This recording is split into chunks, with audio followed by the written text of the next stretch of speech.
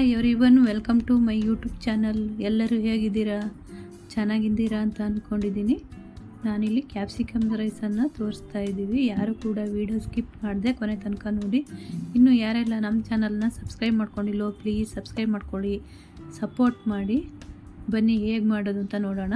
ಇಲ್ಲಿ ಒಂದು ದೊಡ್ಡ ಸ್ಪೂನಲ್ಲಿ, ಇದು ಒಂದು ಸ್ಪೂನ್ ಇದೆಯಲ್ಲ, ನಾವು ತಿಂಡಿ ಎಲ್ಲ ತಿಂತೇವೆ, ಆ ಸ್ಪೂನ್ ಅಳತೆಯಲ್ಲಿ 2 ಸ್ಪೂನ್ ಬರುತ್ತೆ ಅಷ್ಟು ಹೆಸರು ಬೇಳೆಯನ್ನು ತಗೊಂಡಿರೋದು. ಇದು 1 ಸ್ಪೂನ್ ಆಗೋ ಅಳತೆ. ಇದರಲ್ಲಿ 1 ಸ್ಪೂನ್ ಆಗುವಷ್ಟು ಕಡಲೆಬೇಳೆ, 1/4 ಸ್ಪೂನ್ ಆಗುವಷ್ಟು ಉದ್ದಿನಬೇಳೆ, ಇದು ಬಿಳಿ ಎಳ್ಳು 1 ಸ್ಪೂನು, ಇದು ಸಹ ಅರ್ಧ ಸ್ಪೂನ್ ಆಗುವಷ್ಟು ಜೀರಿಗೆ, ಇಲ್ಲಿ 1 ಏಲಕ್ಕಿ, 2 ಲವಂಗ, ಒಂದು ಸ್ವಲ್ಪ ಚಕ್ಕೆ ಹುರ್ಕೊಳ್ಳೋಕ್ಕಿದು ಮಸಾಲೆನ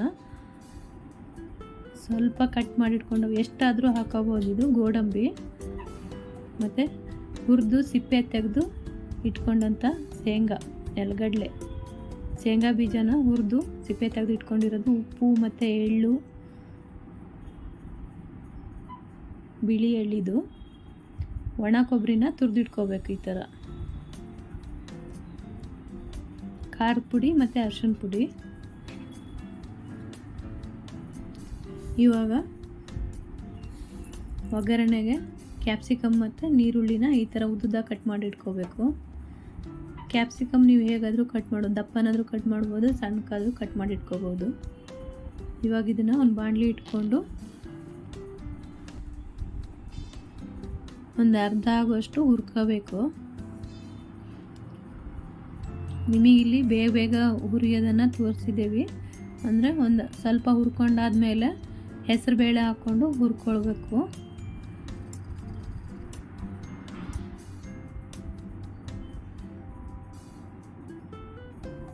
ಇದು ಸಹ ಒಂದು ಅರ್ಧ ಭಾಗ ಬೆಂದ ಮೇಲೆ ನಾವು ಇದಕ್ಕೆ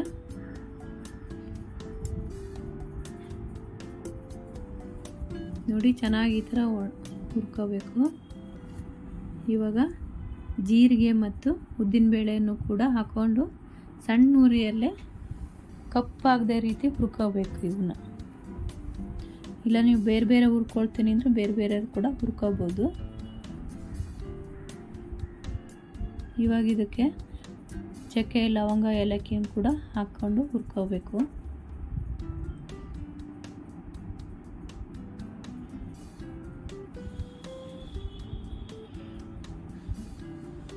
ನೋಡಿ ಈ ಥರ ಹುರ್ಕೊಂಡಾಗಿದೆ. ಇವಾಗ ಇದು ತಣ್ಣಗಾಗಬೇಕು. ಇವಾಗ ಒಂದು ಪ್ಯಾನಿಗೆ ಎಣ್ಣೆ ಹಾಕ್ಕೊಂಡು ಒಂದು ಸ್ವಲ್ಪ ಜಾಸ್ತಿನೇ ಎಣ್ಣೆ ಹಾಕ್ಕೋಬೇಕು. ಇದು ತುಂಬ ಒಗ್ಗರಣೆ ಮಾಡಿ ಇಟ್ಕೊಂಡು ಕೂಡ ಏನೂ ಆಗೋದಿಲ್ಲ. ಆವಾಗವಾಗ ಅನ್ನ ಮಾಡಿಕೊಂಡು ಕಲಿಸ್ಕೋಬೋದು. ಎಣ್ಣೆ ಹಾಕ್ಕೊಂಡು ಅದಕ್ಕೆ ನೀರುಳ್ಳಿನ ಹಾಕ್ಕೋಬೇಕು. ನೀರುಳ್ಳಿ ಸ್ವಲ್ಪ ಫ್ರೈ ಆದ ನಂತರ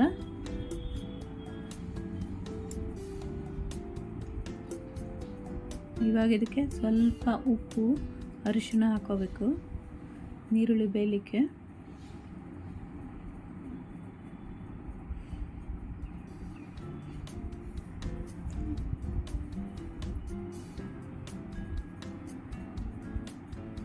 ನೋಡಿ ಇವಾಗ ಸ್ವಲ್ಪ ಕಲರ್ ಚೇಂಜ್ ಆದ ತಕ್ಷಣ ನೀರುಳ್ಳಿದು ಕ್ಯಾಪ್ಸಿಕಮ್ ಹಾಕೋಬೇಕು. ಇದನ್ನು ಕೂಡ ಚೆನ್ನಾಗಿ ಫ್ರೈ ಮಾಡ್ಕೋಬೇಕು. ಕ್ಯಾಪ್ಸಿಕಮ್ ತುಂಬ ಫ್ರೈ ಮಾಡಬೇಕು ಅಂತ ಏನಿಲ್ಲ, ಆದರೂ ಒಂದು ಸ್ವಲ್ಪ ಫ್ರೈ ಮಾಡ್ಕೋಬೇಕು. ಕ್ಯಾಪ್ಸಿಕಮಿಗೋಸ್ಕರ ಸ್ವಲ್ಪ ಉಪ್ಪು ಹಾಕಿ ಚೆನ್ನಾಗಿ ಮಿಕ್ಸ್ ಮಾಡಿಕೊಂಡು ಮುಚ್ಚಿಡಬೇಕು ಬೇಯಲಿಕ್ಕೆ. ಇವಾಗ ಇದು ತಣ್ಣಗಾಗಿದೆ. ಇದನ್ನು ಪೌಡ್ರ್ ಮಾಡ್ಕೋಬೇಕು. ಮಸಾಲೆ ಏನು ಹುರಿದಿಟ್ಕೊಂಡಿದ್ವಲ್ಲ ನಾವು, ಅದು ತಣ್ಣಗಾದ್ಮೇಲೆ ಅದನ್ನು ಪೌಡ್ರ್ ಮಾಡ್ಕೋಬೇಕು ಮಿಕ್ಸಿ ಜಾರಿಗೆ ಹಾಕ್ಕೊಂಡು. ನೋಡಿ ಇದು ಪೌಡ್ರ್ ಆಗಿದೆ. ಇವಾಗ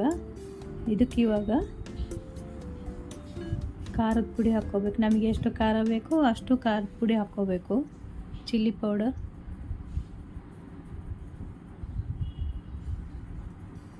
ಇದನ್ನು ಕೂಡ ಒಂದು ರೌಂಡ್ ಮಿಕ್ಸಿ ಮಾಡ್ಕೊಬರ್ಬೇಕು. ನೋಡಿ ಈ ಥರ ಪೌಡ್ರ್ ಆಗಿದೆ.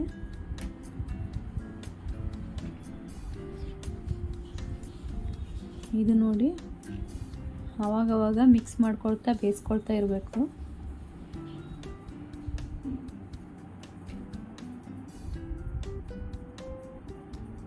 ಇದಕ್ಕಿವಾಗ ಕಟ್ ಮಾಡಿ ಇಟ್ಕೊಂಡಂಥ ಗೋಡಂಬಿ, ಹುರಿದು ಸಿಪ್ಪೆ ತೆಗೆದಿಟ್ಕೊಂಡಂಥ ಶೇಂಗಾ ಬೀಜ ಮತ್ತು ಬಿಳಿ ಎಳ್ಳನ್ನು ಹಾಕಿ ಮಿಕ್ಸ್ ಮಾಡ್ಕೋಬೇಕು. ಸ್ವಲ್ಪ ಅರಿಶಿಣದ ಪುಡಿ, ಇನ್ನೂ ಒಂದು ಸ್ವಲ್ಪ ಉಪ್ಪು ಹಾಕ್ಕೋಬೇಕು. ಹಾಕಿ ಚೆನ್ನಾಗಿ ಮಿಕ್ಸ್ ಮಾಡ್ಕೋಬೇಕು.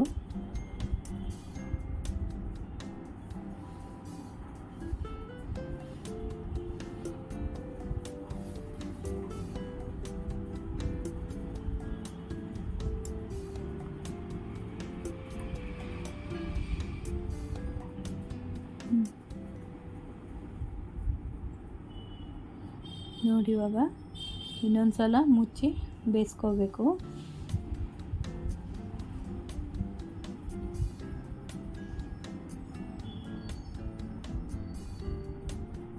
ಈಗ ಮತ್ತೆ ಚೆನ್ನಾಗಿ ಮಿಕ್ಸ್ ಮಾಡ್ಕೋಬೇಕು.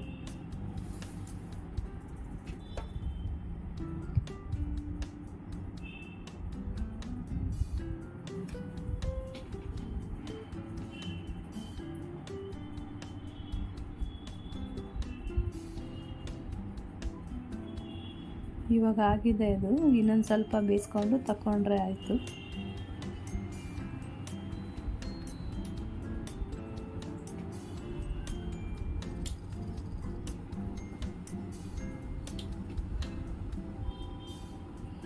ಈಗ ಬಿಸಿ ಅನ್ನ ಆದರೂ ಆಯಿತು, ಆರಿದ್ದ ಅನ್ನ ಆದರೂ ಆಯಿತು.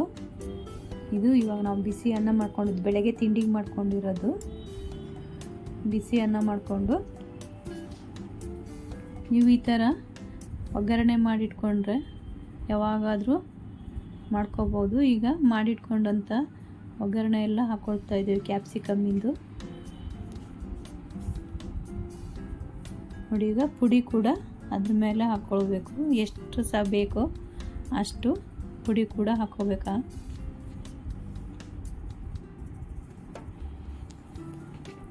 ಇವಾಗ ಒಣ ಕೊಬ್ಬರಿ ಏನು ತುರಿದಿಟ್ಕೊಂಡಿದ್ವಿ, ಒಣ ಕೊಬ್ಬರಿನೂ ಸ್ವಲ್ಪ ಹಾಕ್ಕೋಬೇಕು. ಚೆನ್ನಾಗಿ ಮಿಕ್ಸ್ ಮಾಡ್ಕೋಬೇಕು. ತುಂಬ ಚೆನ್ನಾಗಿರುತ್ತೆ. ಇದು ಬೆಳಗ್ಗೆ ತಿಂಡಿ ಮಾಡ್ಕೊಂಡಿರೋದು ಕ್ಯಾಪ್ಸಿಕಮ್ ರೈಸ್ನ. ಈ ಥರ ಒಮ್ಮೆ ಮಾಡಿ ಎಷ್ಟು ಚೆನ್ನಾಗುತ್ತೆ ತಿನ್ನಲಿಕ್ಕೆ. ಇದನ್ನು ಮಧ್ಯಾಹ್ನ ಊಟಕ್ಕೂ ಲಂಚ್ ಬಾಕ್ಸಿಗೆಲ್ಲ ಕಟ್ಕೊಡ್ಬೋದು. ರಾತ್ರಿ ಊಟಕ್ಕೆ ಕೂಡ ಮಾಡ್ಕೋಬೋದು. ನಾವಿಲ್ಲಿ ಬೆಳಗ್ಗೆ ತಿಂಡಿ ಮಾಡ್ಕೊಂಡಿರೋದು. ಈ ವಿಡಿಯೋ ಇಷ್ಟ ಆದಲ್ಲಿ ಲೈಕ್ ಮಾಡಿ, ಕಮೆಂಟ್ ಮಾಡಿ, ಸಬ್ಸ್ಕ್ರೈಬ್ ಮಾಡ್ಕೊಂಡು ನೋಡಿ, ಸಪೋರ್ಟ್ ಮಾಡಿ. Thank you for watching.